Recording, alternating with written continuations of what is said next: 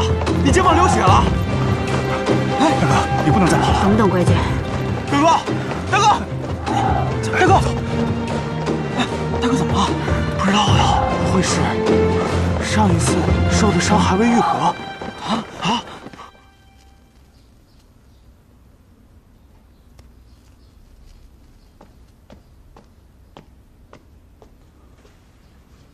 公爷，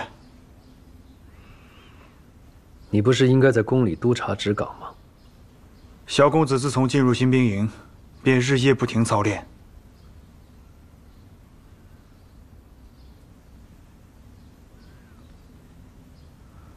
他肩上的旧伤复发，也没见他歇息过。说完了。小公子这样日夜不休，您看，要不要派个人传个话，叮嘱一下？他去从军，受苦是应该的。是。那属下告退。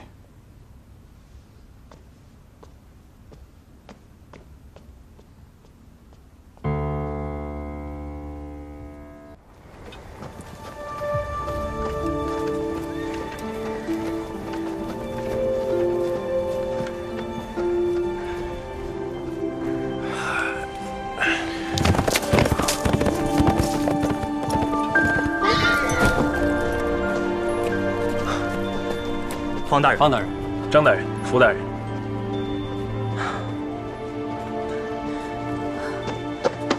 跟我走。这里是营中，有军令军纪的。那依军令军纪，我是你的什么？关长。黄泉营参军方海市。是。跟我走。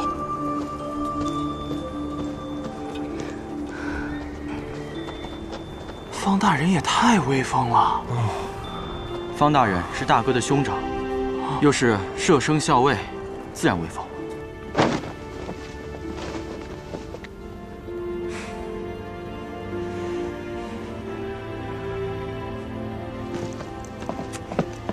你干什么，方卓英？方海市，你几日几夜不吃不喝，只知道在教场操练，你知不知道这样会出人命的？你过来，让我看看你的伤。别碰我，没事。旧伤叠新伤，我问你要不要命了？你可别吓唬我啊！我身上的伤加起来还没你一半多呢，我且死不了呢。再说了，行伍之中不操练，如何得进仪？你就这么想立功吗？当然了，功名仕途，那都是束缚人的金笼子罢了。就这样和我和师傅一起办差，在疾风馆尽忠尽孝，不好吗？尽忠尽孝。当然，师傅对我们虽无生恩，但有养育之恩，我们日后自然要在他膝前尽孝。膝前尽孝。我问你，他比你才大了多少？他也才大了我多少？海市，就包括你跟着他的时候，他自己也是个半大的孩子吧？方海市，青海宫，方建明，方大人，从来都不是我的父亲。你怎么能说这样的话呢？我说的是实话。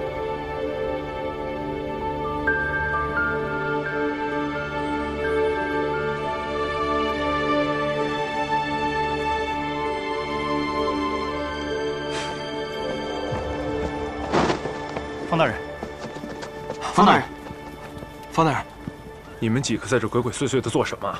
启禀方大人，海石大人是我们的大哥，我们担心他的伤势，所以才会出现在这儿。对，既然你们这么关心他，那平素里就要劝导他，不要这么任性。还有，他现在受伤了，如果没有其他的事情，就不要来打扰他，知道吗？是，是的，方大人。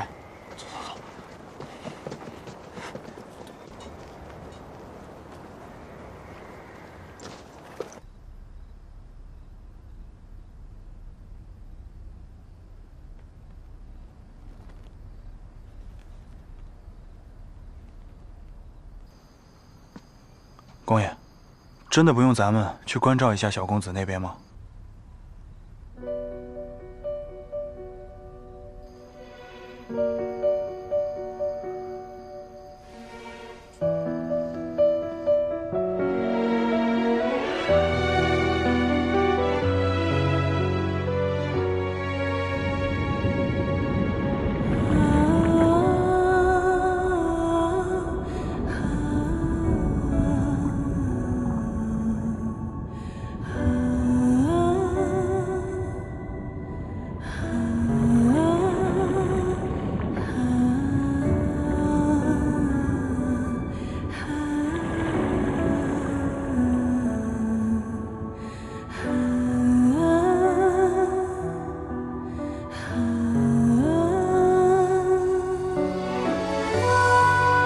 师傅，我该走了，再不走，宫里落锁，就出不去了。出不去就别出了，我去叫人给你拿新的。方建明，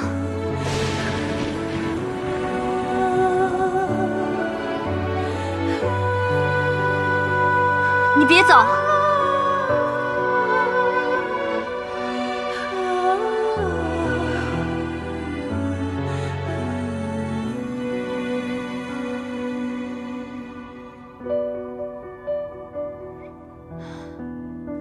师傅，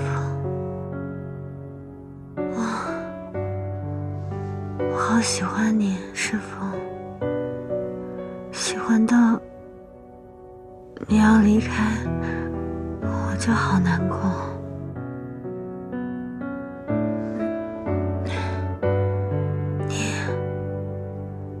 你知不知道，师傅？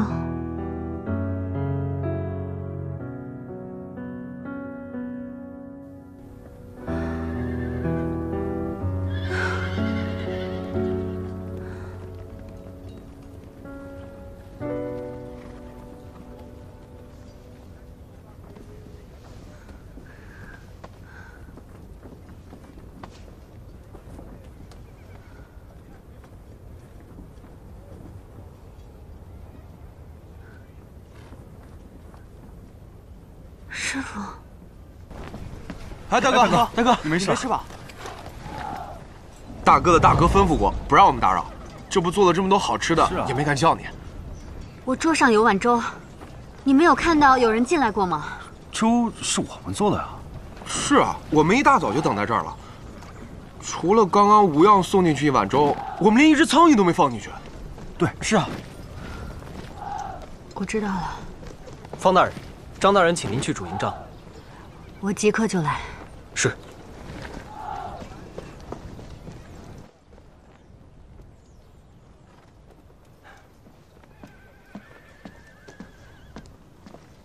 张大人，方大人，你身上的旧伤可否好些？劳烦大人挂心。昨夜上了药，歇息了一夜，已无大碍了。这样就好。大人这次找我来，是有何紧急的要务吗？明日咱们开拔北上，前往黄泉关。我想，如若方大人的伤势未愈，要不要就留下休养些时，再率小队人马跟上？方大人，你怎么想？我已无大碍，可随大队人马共赴黄泉关。好，今日休沐，士兵们皆可以回家与家人告别。方大人要不要回济风馆向青海公和方卓英大人告别呢？这天启城与黄泉关相隔千山万水，下次相见，又不知是何年月了。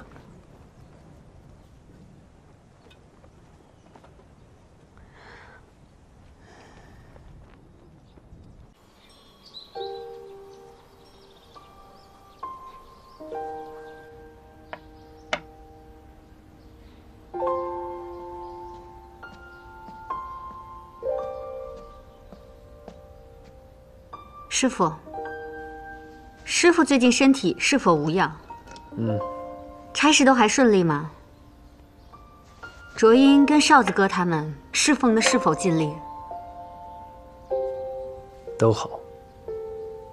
我此番来，是来跟师傅辞行的。既然来了，就陪我下完这盘棋吧。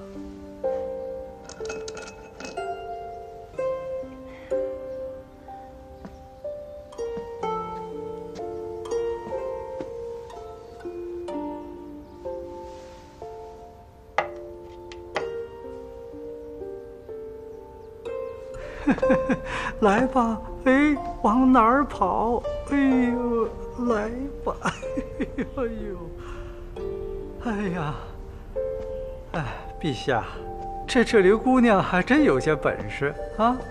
您瞅这小东西儿，这眼瞅着她就活过来了，嘿，这活蹦乱跳的。朕看这兔子是成精了吧，把你们一个个都迷得五迷三道的，玩物丧志。陛下，这天底下多是像老奴这样的庸碌之辈，像陛下您这样龙章凤姿、英明强干，咱们哪能跟您比呀？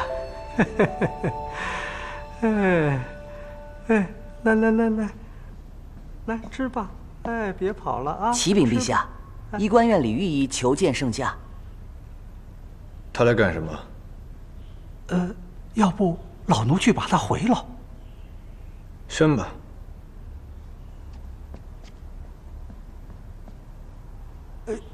哎呦，来，哎呦！臣参见陛下。说吧。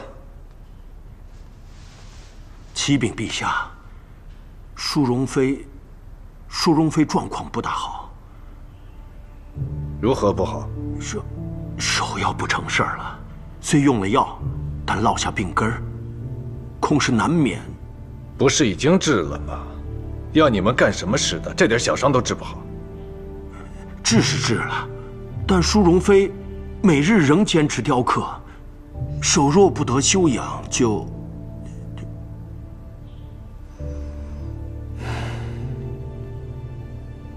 陛下，这样恐怕不行啊。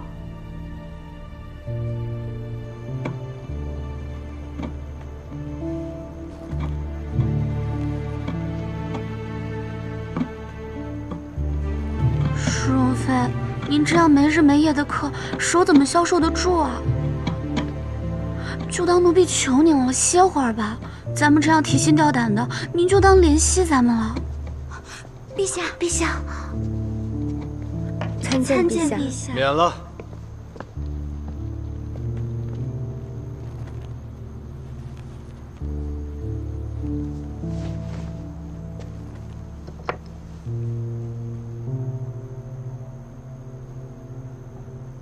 刻了多少了？已经刻了大半了，再给臣妾1旬的时日，即可刻完。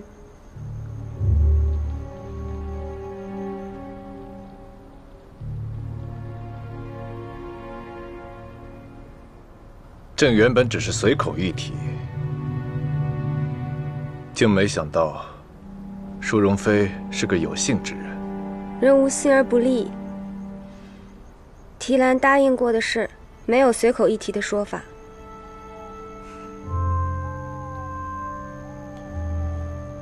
可惜了，这些沾上血的，脏了。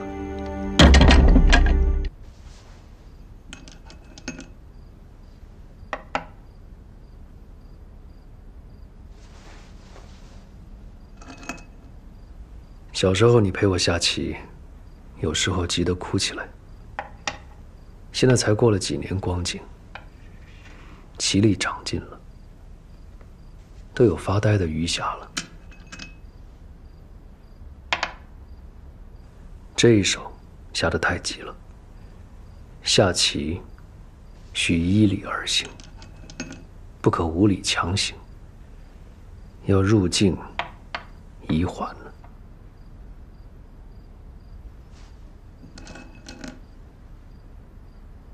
宁弃庶子，不失一先，这是师父教给我的。眼下师父既没有把握一口吃掉我，又不能容忍我扬长而去，待要如何？你在想什么？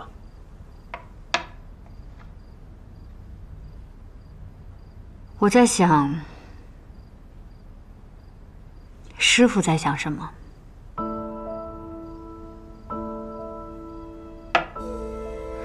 师父昨日去过营中，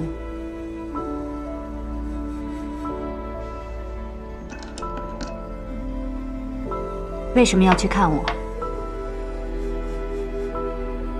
为什么要留我下棋？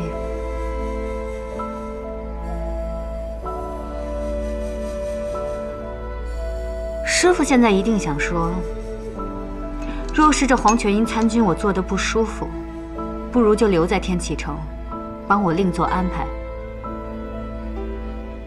公爷，少府见把小公子的锦服送到这边来了，现下还等着回话呢。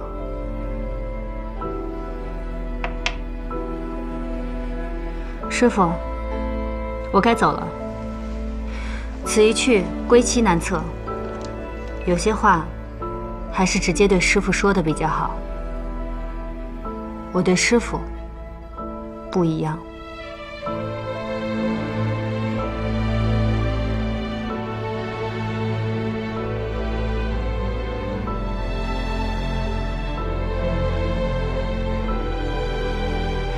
所以师父万万不可再往前走，哪怕半步。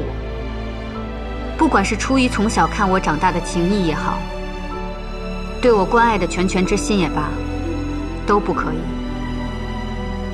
若师父再走半步，只怕海市会说出不该说的话，做出不该做的事情。如果这样的话，海市只能一辈子熬在关外，没办法回来再见师父。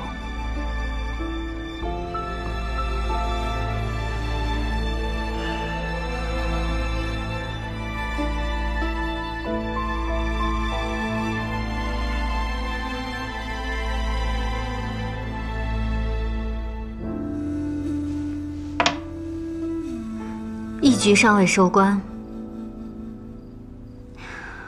我若当真一目半目与师父计较，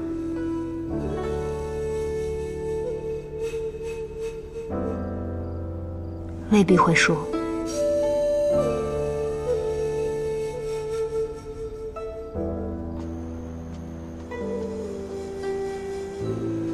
臣妾这就去把手洗干净，重新雕刻。站住！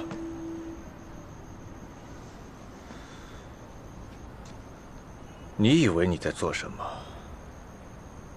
故意把手用废了，好让众人议论朕刻薄寡恩是吧？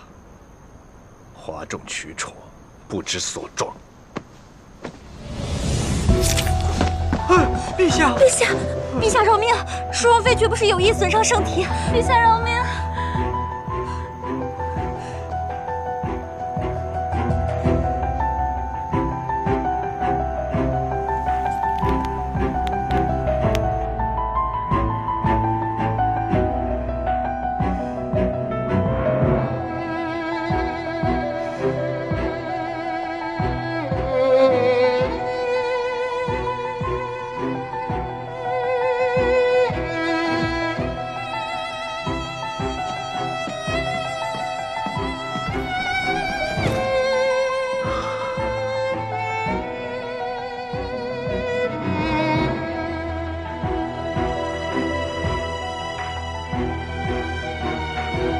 来人！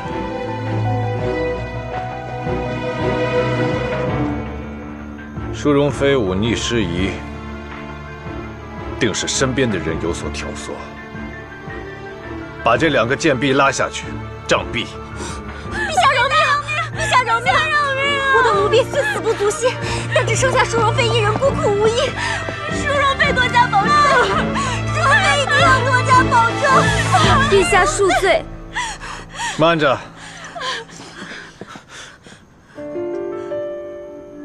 提兰并非忤逆失仪，而是有一物想要呈给陛下，请陛下容臣妾去取。龙尾神在上，若提兰真有不臣之心，情愿天雷气灭，神灵不佑。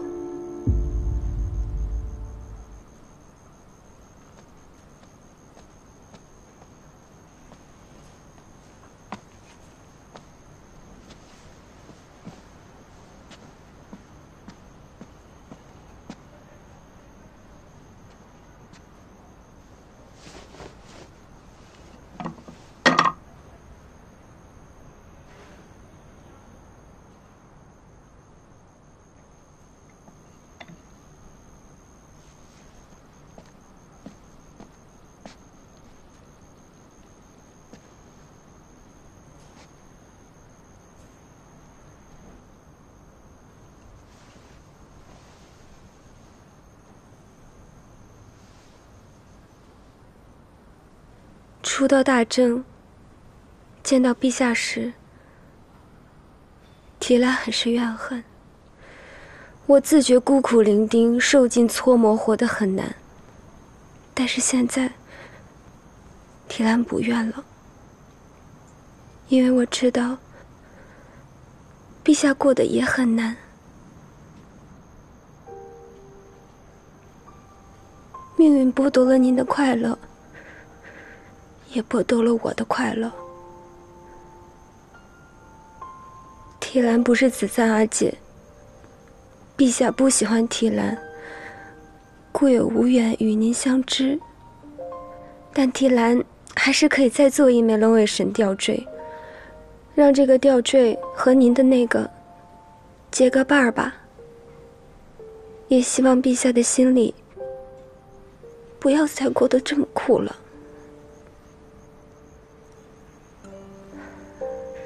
很干净的，并没有沾到血。你这么一次次戳痛朕的伤口，不怕朕杀了你吗？龙尾神在上，神待众人都是一样的。今日陛下若一定要杀了提兰，那也是提兰命里逃不脱的事。只是陛下不要再牵着其他的人进来了。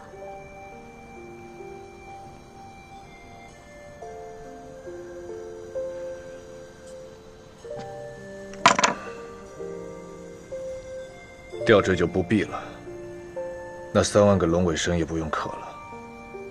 陛下如何处置这2个婢子？把他们同淑容妃一同送回玉元宫吧。是。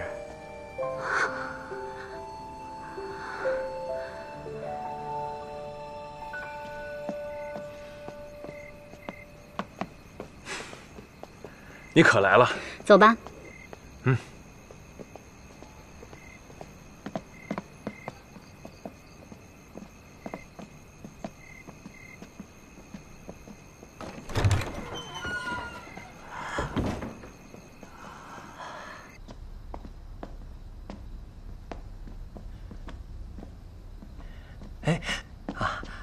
2位方大人，是内官。嘿嘿嘿嘿嘿，小公子，您瞧，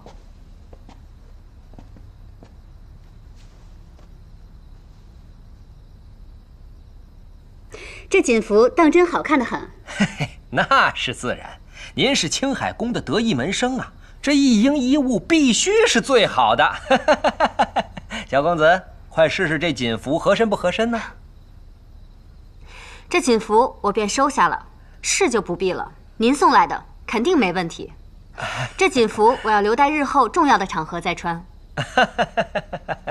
是内官好偏心呐。大公子莫着急，也有您的，您这边瞧。您这件也是1顶1的好手艺啊！哎，看，黑底金线，更能衬得您气宇轩昂啊！您瞧这鹰隼，跟活了似的，一双锐眼像盯着人不放啊！啊，大公子，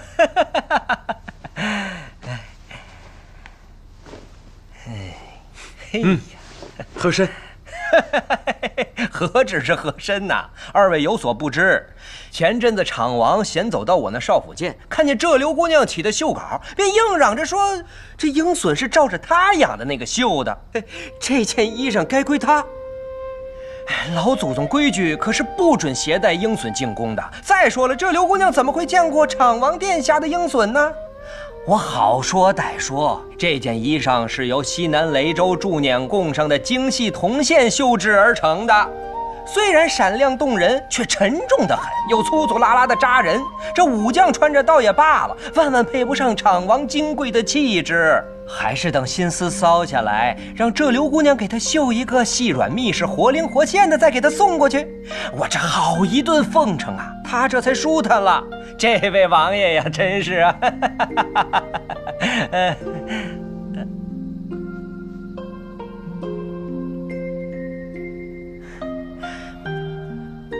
不敢怠慢了大公子，这件衣裳上的鹰隼确实出自这刘姑娘之手。为了2位的衣裳，这姑娘真是煞费苦心，没日没夜的绣啊绣啊。那可不行，累坏了身子怎么办啊？这衣裳，我一定要等到重要的场合再穿。哎呀，小公子明日便随军驻守黄泉关，闲杂人等不得前去相送。哎，我在这儿先给您道个吉利，也请二位代我向青海公问个好。我这便告退了。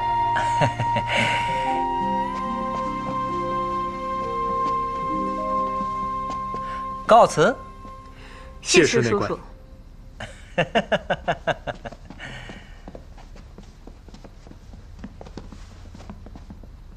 哥，你听没听过一句话呀？叫“有花堪折直须折，莫待无花空折枝”呀。你懂什么？哼。方中英，方中英，你不好意思啦。二位公子，公爷说天晚了，明日便要开拔，让小公子在昭明宫留宿一夜。留宿？这哪有我的住处啊？哎，无妨，把我那间让给他，我跟少子哥挤一挤。公爷早已安排好了，他说公务繁忙，夜里回不来了，小公子可以住他那一间。住？为什么不住啊？正好晚上咱们一起喝2杯。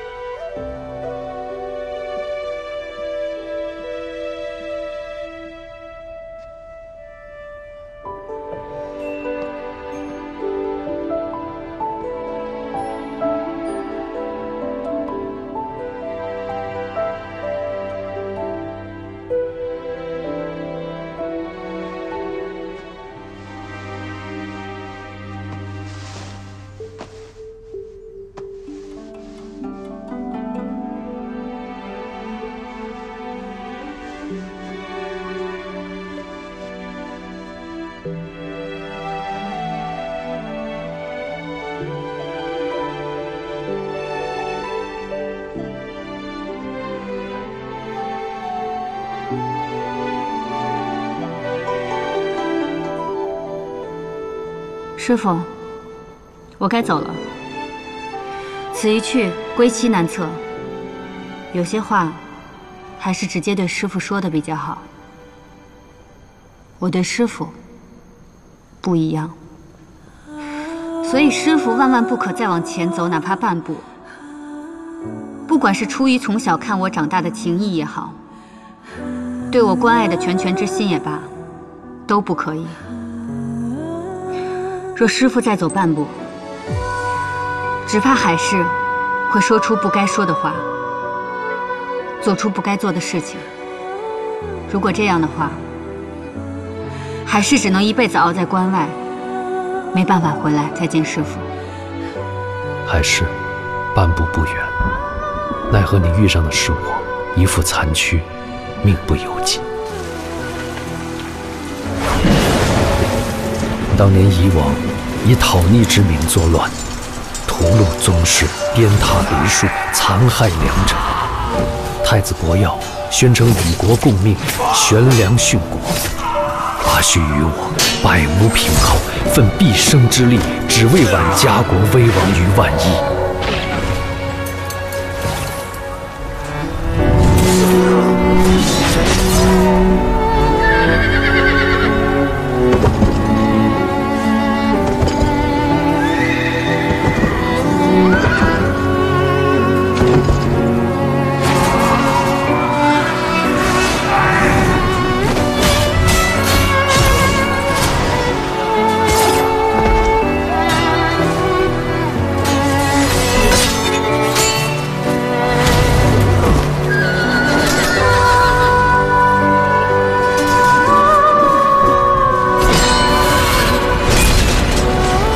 见尽头的远路上，她和子簪姐姐是我仅有的同路人，可我却因为方家之祸一时冲动，提前合围，不仅害死子簪姐姐，也害阿旭命悬一线。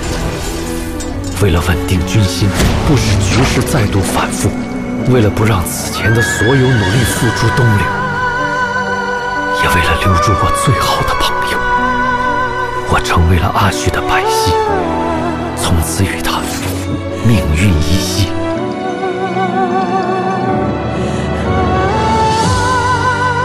他的伤痛、厄运都由我来替他承担。还是，如果没有你，大概我会在这样的命运里了然一生吧。可有了你，更让我明白，什么叫虽然无悔，但却有憾。还是对不起。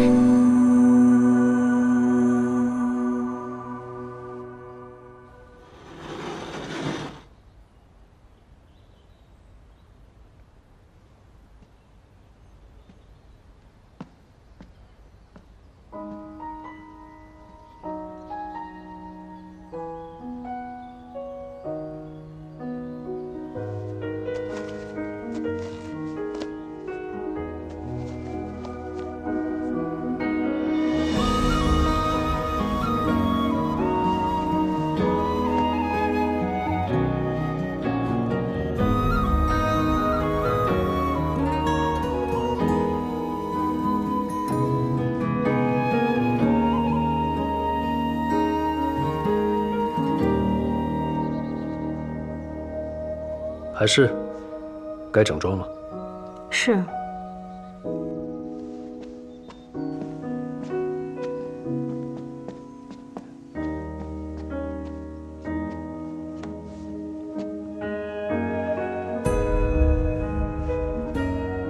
今日卯时3刻，便要到朱雀门列阵。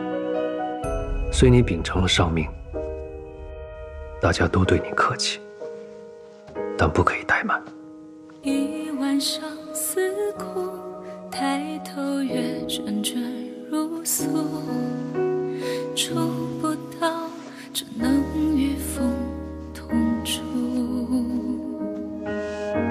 心事点红烛，燃年华到迟暮，跟着你有生不算虚度。想做你的归途，与你掌灯为你读，无为情事，或是一本泪目。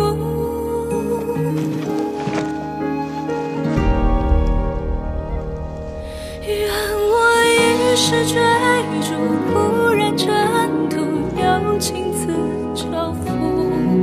愿我不念旧路，细雨照不江山寒风不。愿我青春皮肤回顾，落魄也投入，承蒙你的倾慕，最后如最初，一生一次。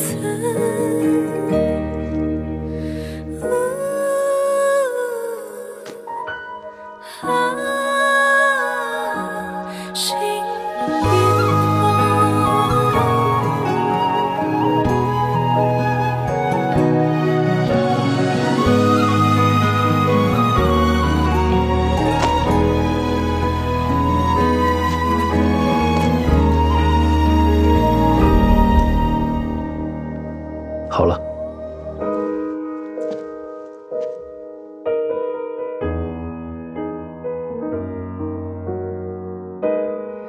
师父，这扳指贵重，带到战场上，唯恐碎了，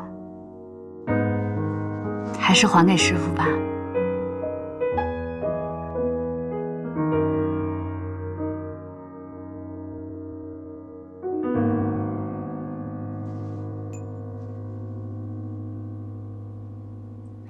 师父，可还记得以前教我的行行重行行？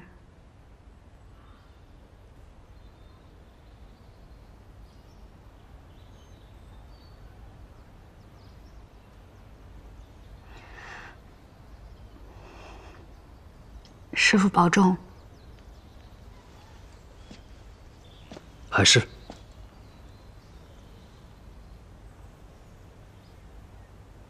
齐捐物福大，努力加餐饭。师父保重。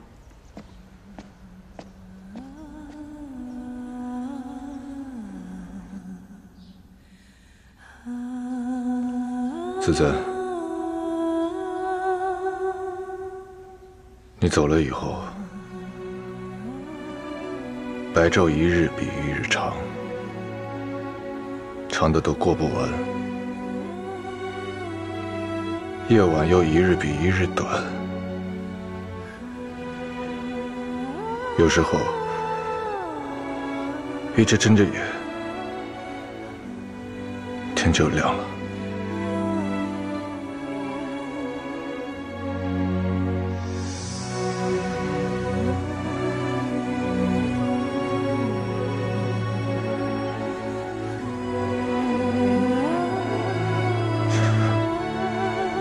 昨日在南宫遇见了提兰，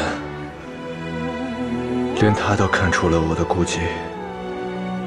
他说做人都是很难的，真的好难。明明生着一样的脸，他倒是与你不一样。如果换作是你的话，你一定会叫我坚持，坚持为人君。再而为人夫，为人父，直至百年，直至终老。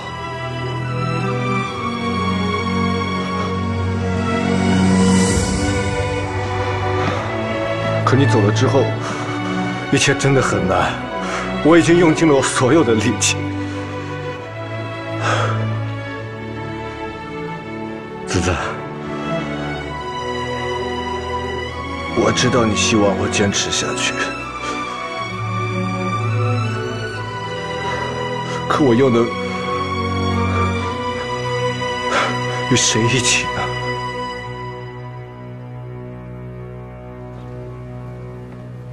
皇帝陛下有旨，格尔种树，悉受朕言。今日告庙，祈愿诸君专任有功，以征不义，截诸暴慢，以明好恶。着令青海宫代行骂夷，代祭牙旗，钦此。行骂夷，跪拜，行平身，祭旗。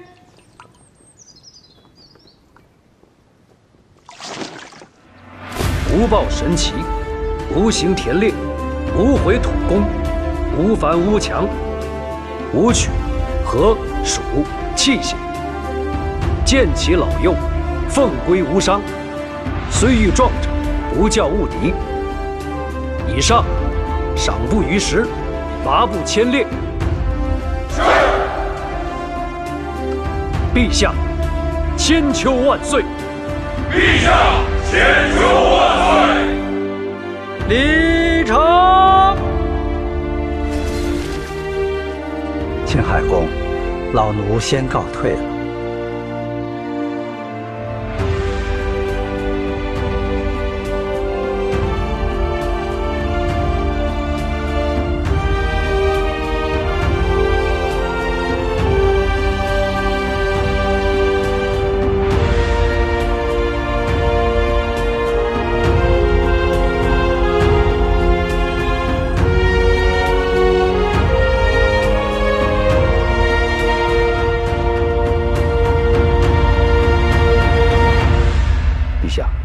献宝城新兵营近日将到达黄泉营。知道了。记得史书上说，端朝的末代影帝慕云生，最终在退出天启城的那一日，秋高风急，午后不知何处起了火头。到次日拂晓，炎焰已光照百里。正在想，当年烈火焚城那一夜，天色也不过如此吧。陛下今日让臣过来代行骂夷，不会是为了在此处怀古吧？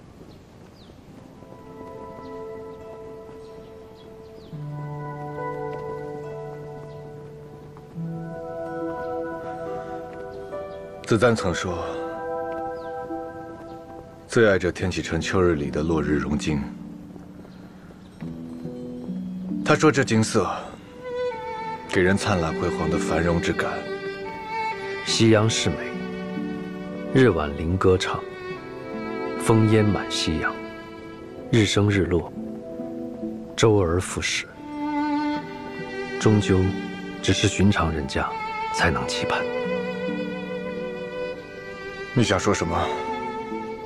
你又想教训朕？臣不敢。臣只是觉得生于皇家，无法掌控命运的你我，不应该再有所期盼。该放手的，终究要放手。陛下觉得呢？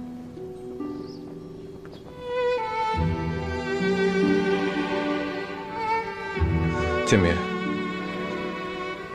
你年少时可不是这样。从几时起，你变成现在这样了？若万是真的可以放手，那你的心里难道空无一物吗？有。臣的心里有念想。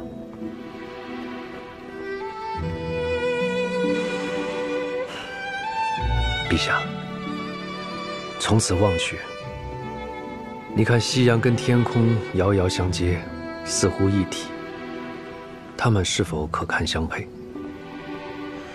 看似相继，相隔却远。自大征立国以来，历代的君主与流觞方氏的家主就结下百隙之情。于我来说，求得太多，靠得太近，只是伤人伤己。如果你的哥哥们不死，朕的哥哥不死，站在这里的本不该是。陛下是天命所归，可你没有问过我愿不愿意。我不愿意，我从不愿意建明做我的百戏。是臣的意愿，一切都是臣的意愿。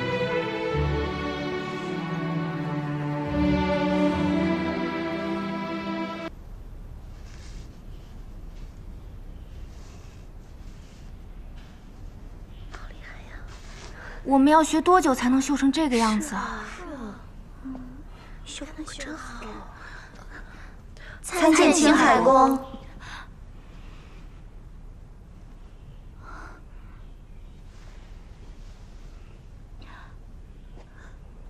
公爷，居点一，我有话跟你说。刘儿，上茶。不必了。点一，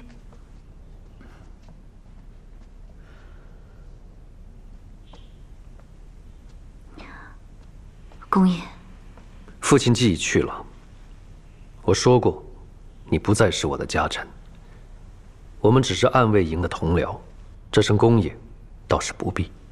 那，今日您来灵锦寺，是有公事？居点一应该知道。建明承继了爵位，所以你我之间的旧事被重提了。今日来此，我是想说清楚。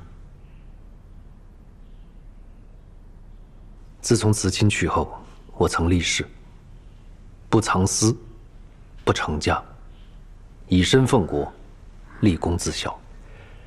我们父母那一辈虽有前约，但你我之间本无约定，希望你不要自误。原来，青海公到此是为了告诉七七这些。典一，不要误了自己。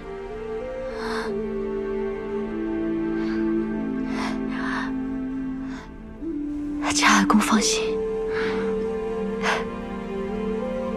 七七都懂，七七从来别无他意。那是我叨扰了，我有公务在身，先告辞。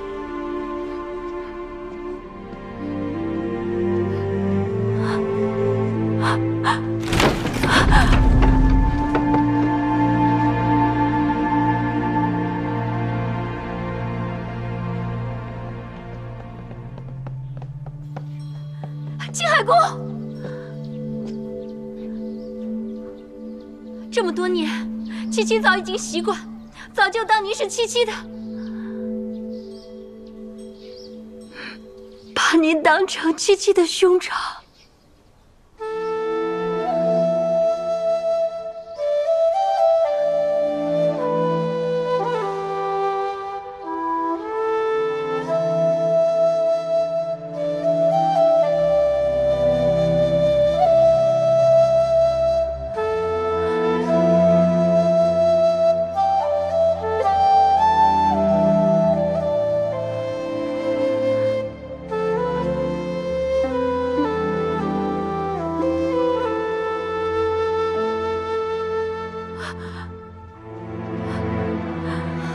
典一，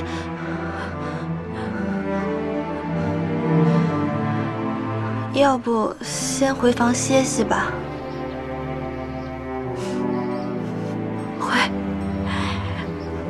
回去吧。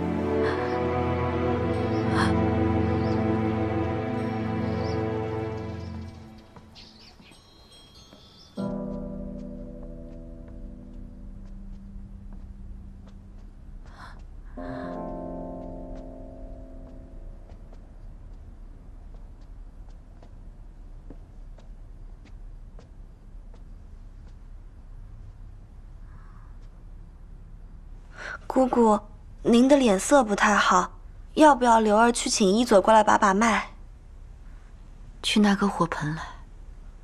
姑姑，您要做什么？是冷吗？火盆。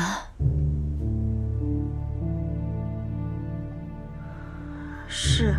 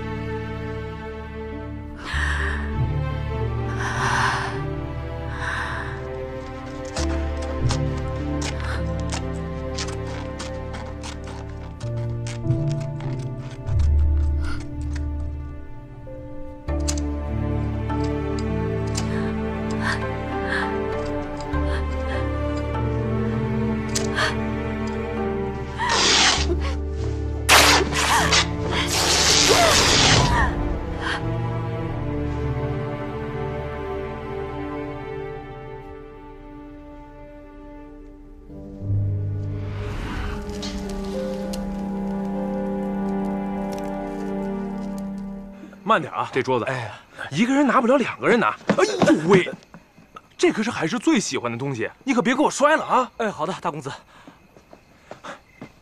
师傅，海市的东西都搬过来了，照您的吩咐，按照旧馆的样子大概置办的，这海市肯定高兴坏了。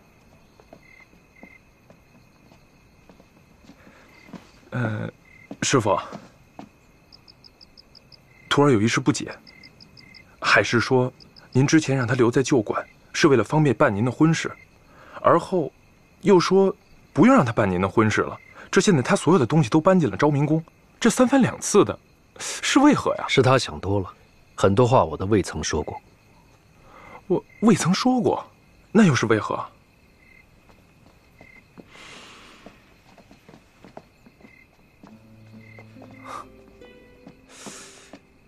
那是为何？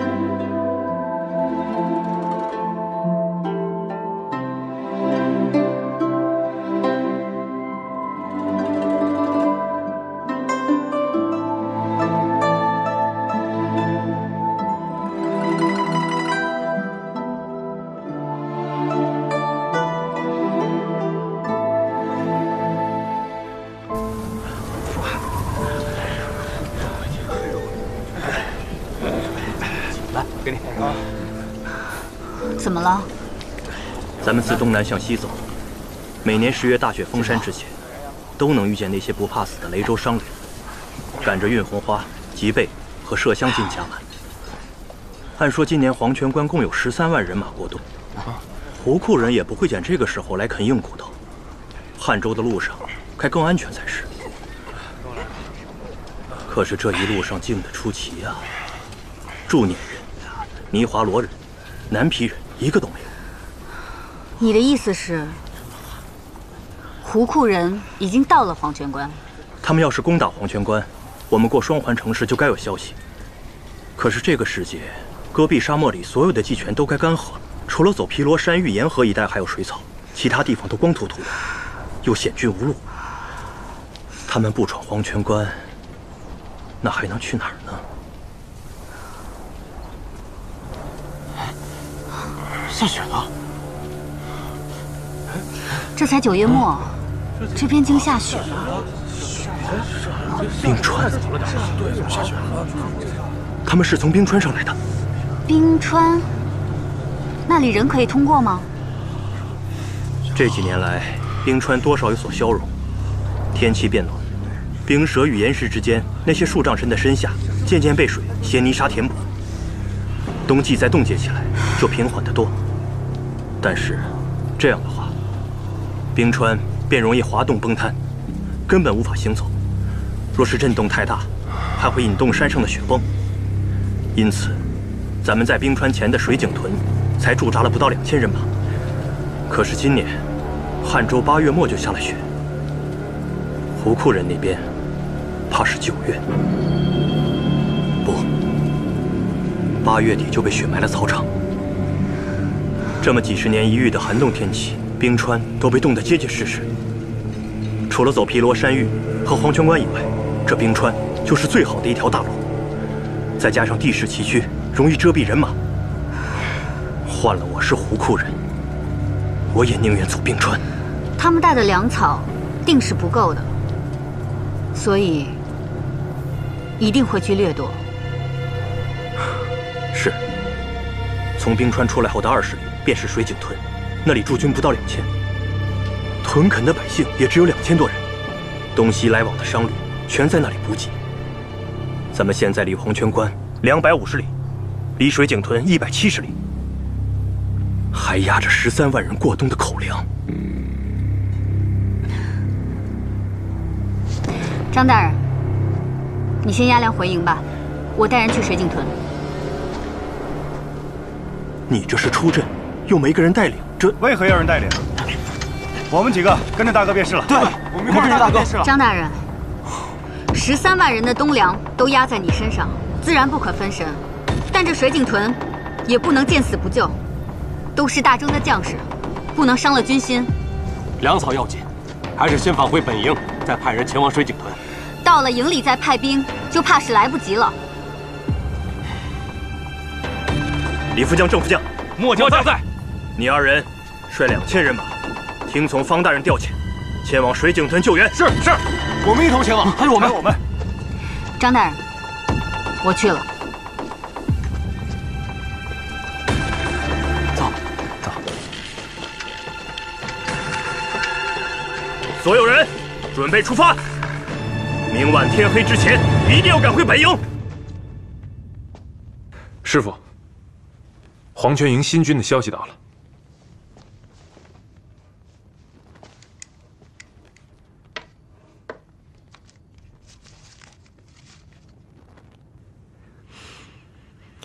新军已经到达了汉州的戈壁，再过2日就到黄泉关了。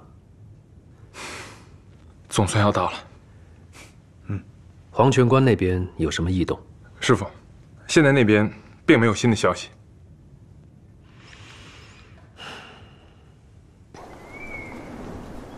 汤将军，张大人，符大人，黄泉营新兵与过冬粮草均已安全抵达。任重道远，有劳2位大人了。怎么不见新任黄泉营参军方海市？得知水井屯有被袭危险，方参军前往救援，军情紧急，未能通知将军，还请将军恕罪。没想到方参军去了水井屯。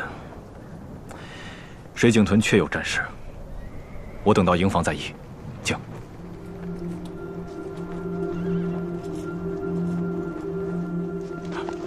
汤将军，汤将军，水井屯战况如何？那些虽是胡库散布，但为数不少，且突然袭击加上下雪，消息来迟了。主营刚刚得到消息，正在谋划。只是按照胡库人的疯狂程度，这会儿水井屯怕是已经被夷为平地了。再者，沿途道路冰川结冰，其他消息还尚未送达。若胡库人是声东击西，主部意在袭击黄泉营，黄泉关怕也是一场恶战。如此，便只能弃车保帅，放弃水井屯，先守住黄泉关了。大征国土，寸土不让，更何况有2000驻军。方大人前往救援去了，倘若放弃，损失重大不说，日后谁敢去水井屯屯兵？谁敢为大征守边效力？张大人所言极是，可黄泉关与水井屯孰轻孰重，应该不问自知吧？更何况水井屯与黄泉关相隔甚远，即便现在狂驰前往，剩下的恐怕也只有废墟了。不必争了，汤某觉得张大人说的对，大征国土，寸土不让。本将军立刻派2名副将率其部众驰援水井屯。汤将军，这报！禀报将军，哨兵传来消息，有一路人马向着营地方向疾驰而来。可曾看清所属？打着大征的旗号，为首的是1员小将，看穿着应该是参军。是方参军。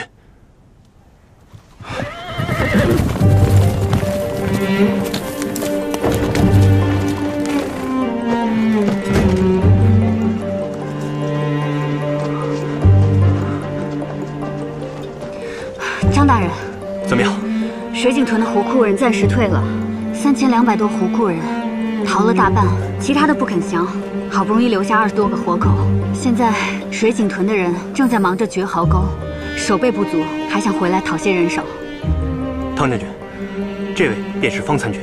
方大人年少英勇，我与他在居北镇见过。黄泉营参军方海市参见汤将军。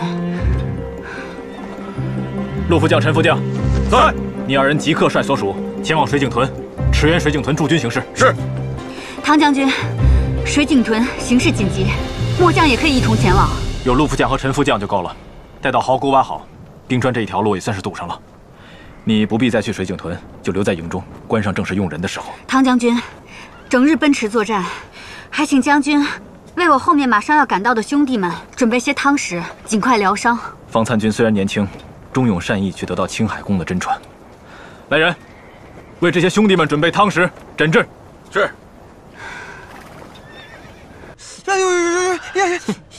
就那么点伤，还叫呢？这么戳你不疼？你不疼？瞧人家水井屯的小样，我怎么了？啊，我什么样？你自己心里没点数啊？我也受伤了，我。诸位，汤将军来看望大家了。汤将军，方大人。不管伤势轻重，一视同仁。这些都是为大征国土洒过鲜血的人，日后还要为大征效力，不可轻待。是。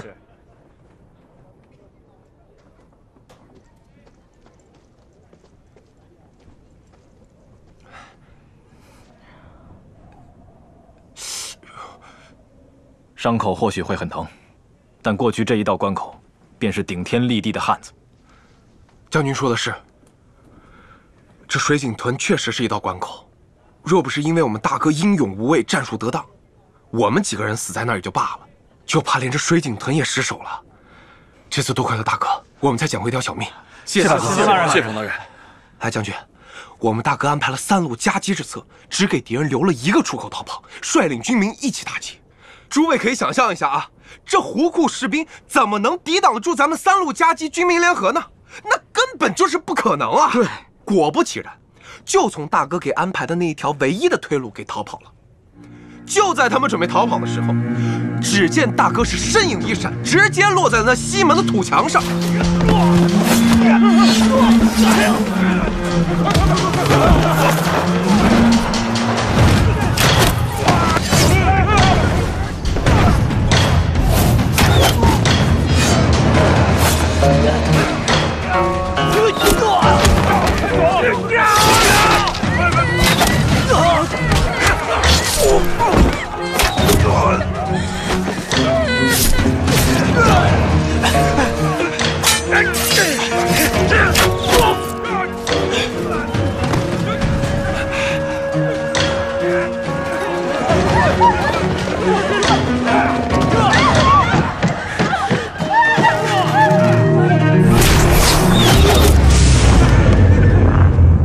再翻回头看咱们水井屯，恨不得是锣鼓喧天，鞭炮齐鸣，旌旗招展。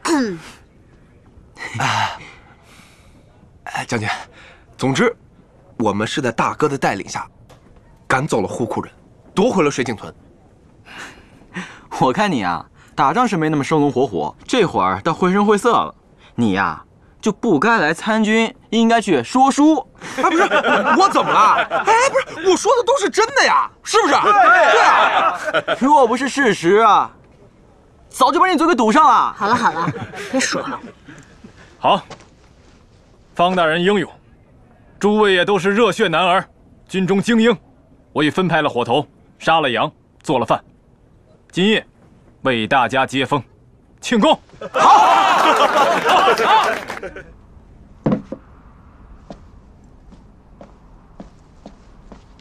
这关外气候寒冷，眼下冬季将至，是1年之内最难熬的日子。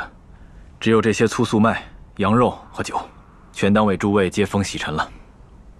方大人，还多亏了你，当断则断，飞驰前往水井屯救人呢。水井屯兄弟损伤过千，末将心中委实难受，怎经得起将军这样称赞？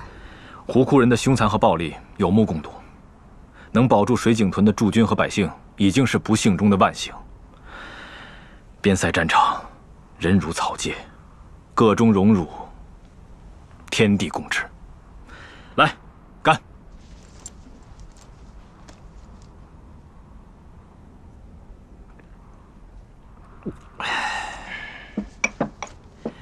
请。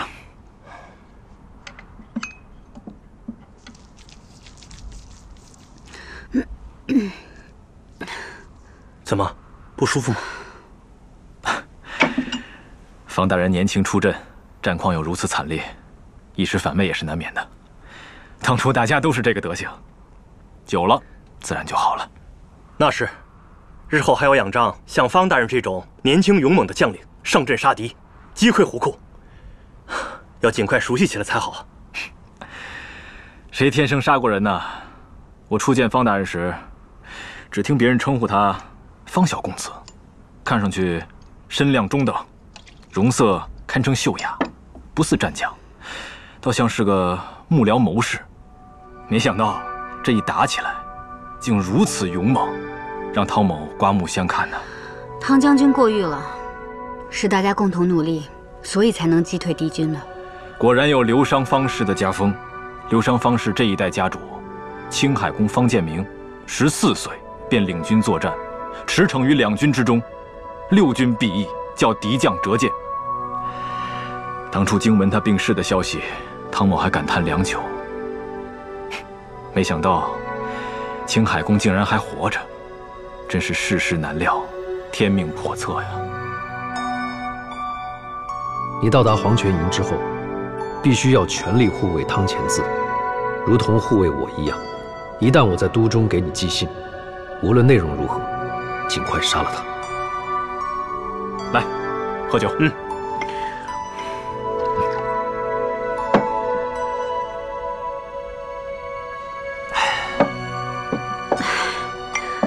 可不是嘛，天命叵测。方大人，你殿选第3，必是曾入宫面圣的，陛下可安好？陛下很好。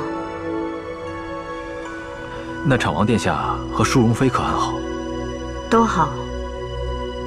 听闻昶王每日最新在养育他的鹰隼，淑容妃进宫以后生了一次病，不过很快就好了。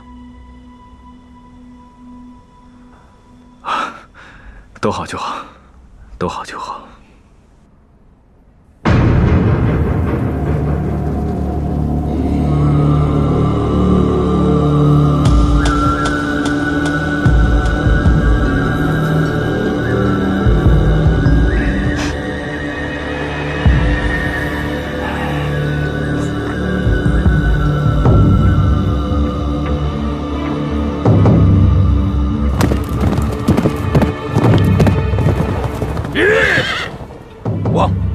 还在抢修冰川下的壕沟，好像完全没有发现咱们已经沿着冰川悄悄来到了这边。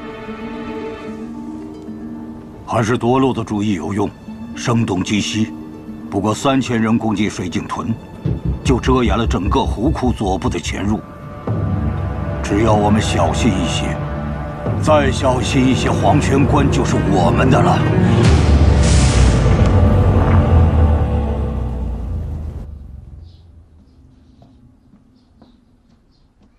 师傅，黄泉营那边的消息来了。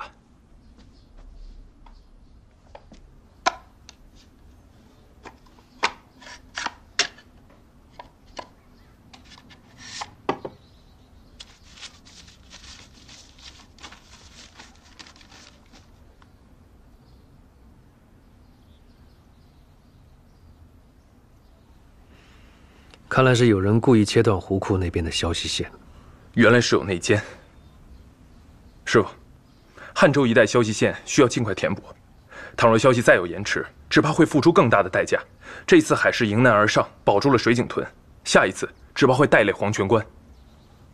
此事要详加部署。表面上我们是要填补新的消息线，实际上，你要不动声色地安插其他的内线，两边分单线进行，不可交互，不可走漏风声。新的细作线由你来掌控，静待时机，引蛇出洞。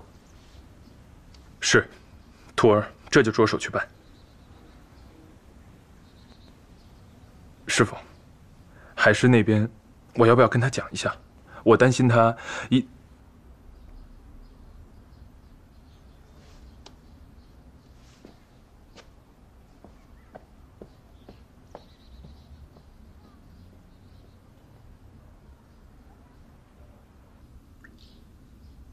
这都个把月了才好的差不多，淑容妃日后也应当把自己放在心上，不相干的事情就不要去做。这回婢子说的有道理，上次在南宫我算是看出来了，这陛下虽然喜怒难测，但只要稍微温顺一些，你也未必不能在宫中求存。毕竟有子簪皇后的情分在，天长地久，她总得照看您一二吧。我不愿取这个巧。哎，淑容妃，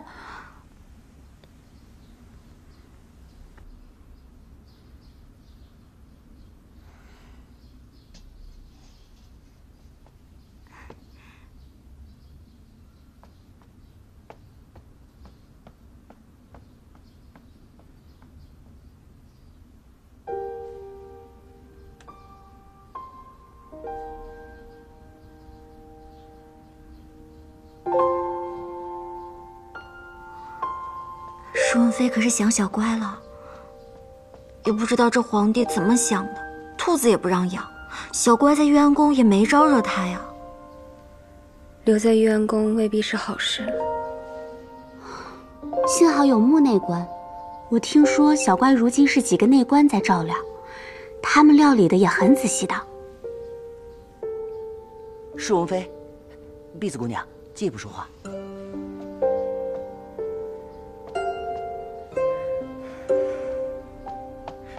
碧子姑娘，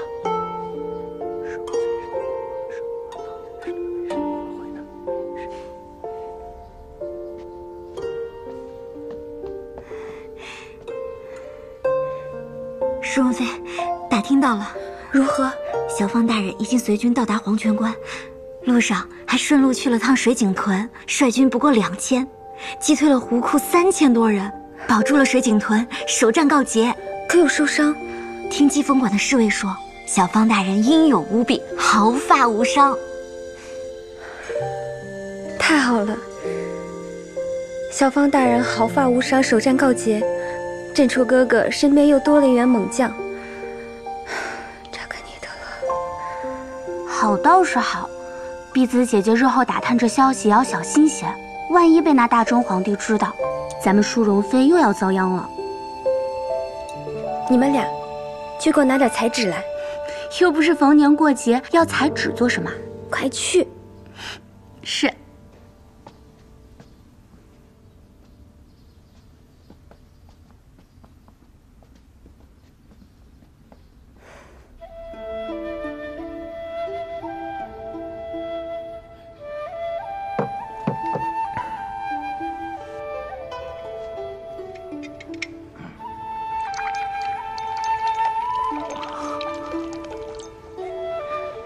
陛下，这今儿的菜不合口吧？要是不合口，炉子上还煨着麂子肉和蛋粥。不必了，再去温一壶酒。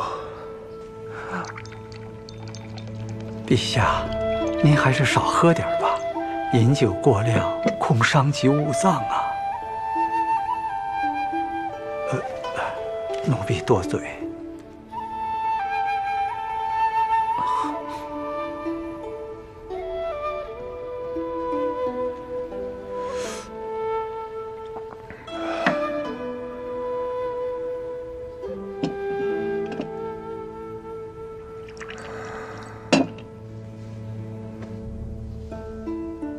陛下，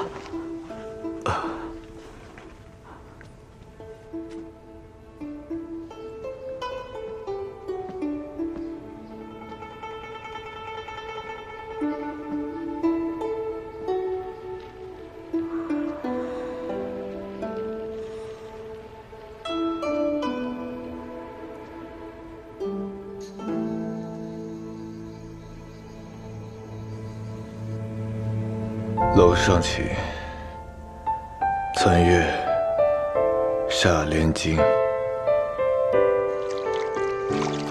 祈请龙尾神保佑大家明年都可以平安、健康、快乐。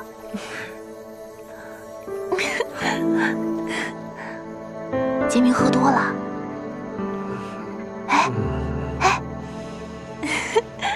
怕不是墓上哪家姑娘了？喝多了就丢下去醒醒酒。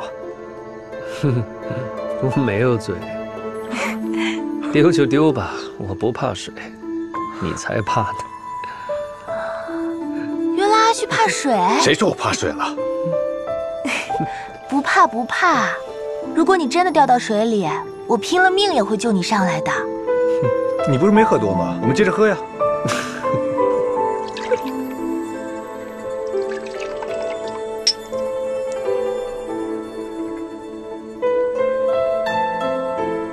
梦见茂陵惆怅事，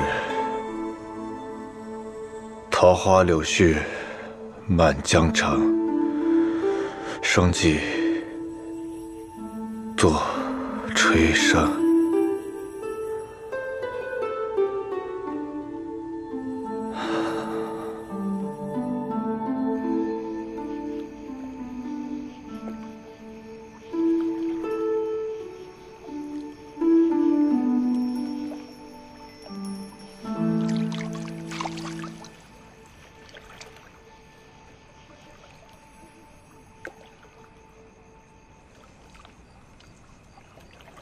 妃还是快些吧，若是被发现，恐怕又要生事了。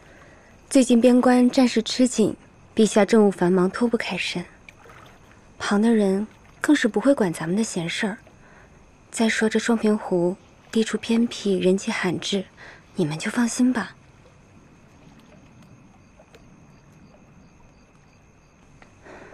龙尾神保佑，保佑珍珠哥哥和小王大人平安，一定要平安。陛下，您小心点儿啊。这脚底下别打滑啊！哎，陛下，哎呦，哦，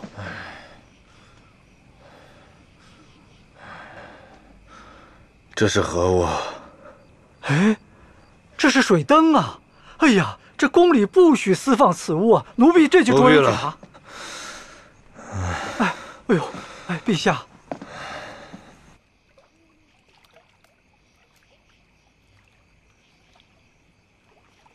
供奉龙尾神的香叶酒呢？啊，我忘了，提和蜡亭子里了。我陪碧红去取吧。好，快去。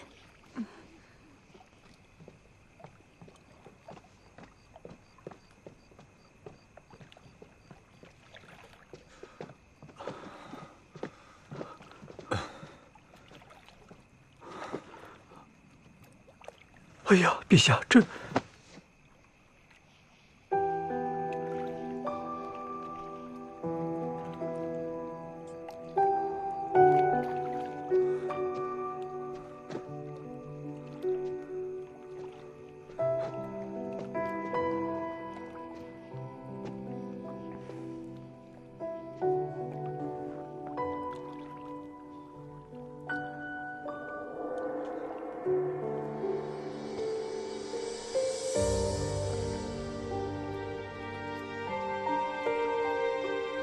子赞，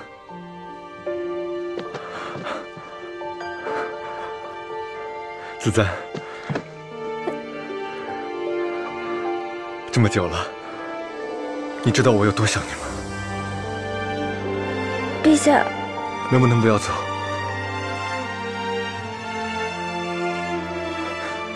陛下，陛下，你不要走。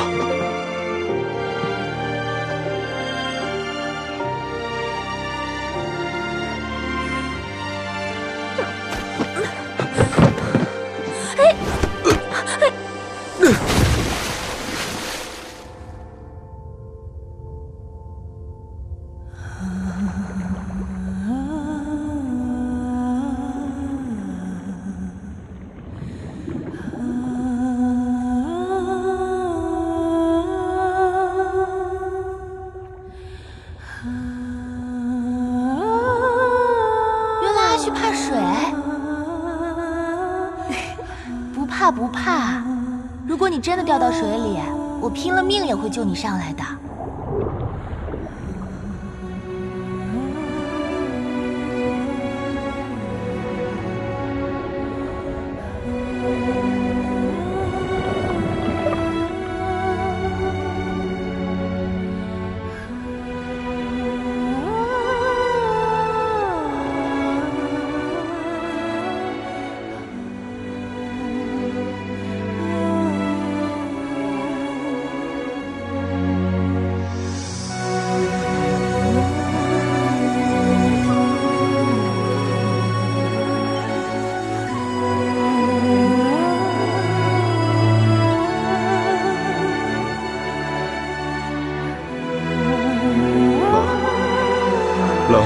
不冷了，盖好被子，一会儿就暖和过来了。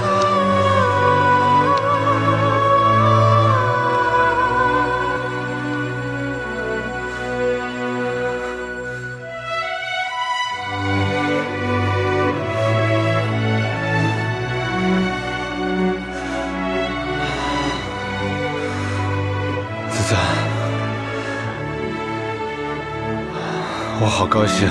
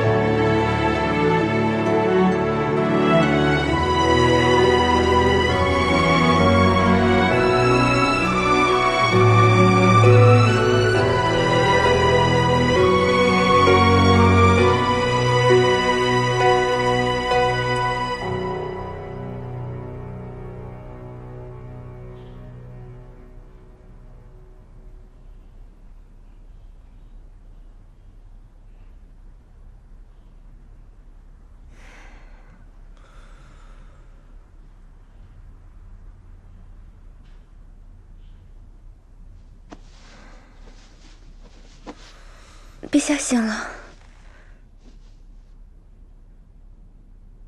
你怎么在这儿？昨日陛下不小心落水，受惊着凉，且墓内官让我留下，臣妾便陪着。陪着？朕可从未曾要你陪着。金城宫是陛下起居之处，无诏不得入，提篮有罪。昨日是朕喝醉了，要不是有你在，险些酿成大祸。提篮，你有功劳，起来吧。这都是提篮本应该做的，不敢居功。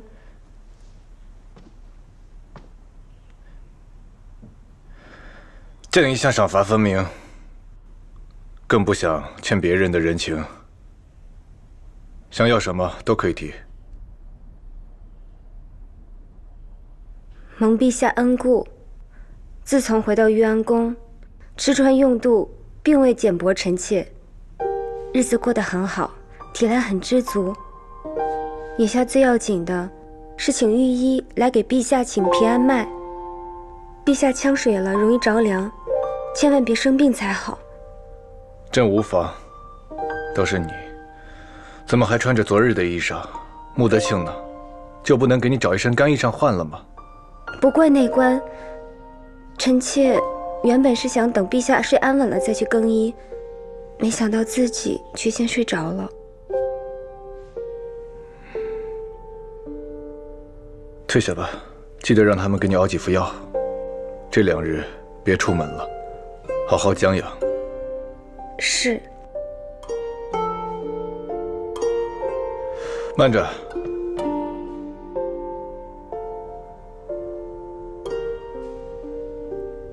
那只兔子，他们给你送回去了吗？陛下在说什么？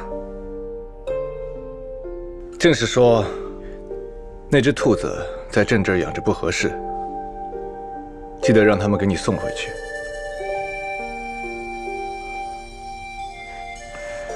不必跪了。谢陛下，谢陛下体恤。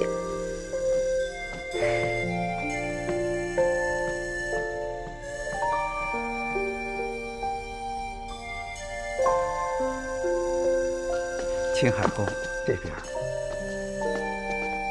淑容妃。青海宫，淑容妃。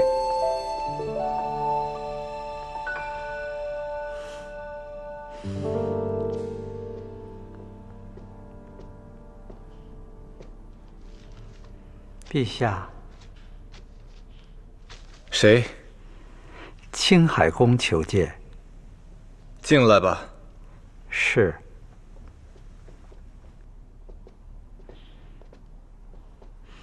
陛下，这么点小事就把你也给惊动了。有奏报，黄泉关的捷报已经传来了。这汤乾字当真挺会做人的，口口声声都在褒扬方海市，好像没了方海市，水井屯就丢了似的。怎么？你这么快过来，不是看朕，是为了给方海市讨赏？臣今日过来，是想跟陛下商讨如何加强汉州的细作网线和黄泉关的安危部署。现在边疆未稳，臣认为湖库对水井屯的一战，不是表面那么简单。你是担心黄泉关，还是担心你那个爱徒方海市啊？朕知你已着手派人处理一事细作，可曾有何风声？现在还没有确凿的证据。细作的消息如何传出去，还需要查实。汉州一带的细作网线一直都是七七在负责，这阵子也劳累他了。前线战事固然重要，但黄泉关凭借其天然屏障，也并非这么容易攻破。倒是你们的婚事，别因此耽误了。臣的婚事，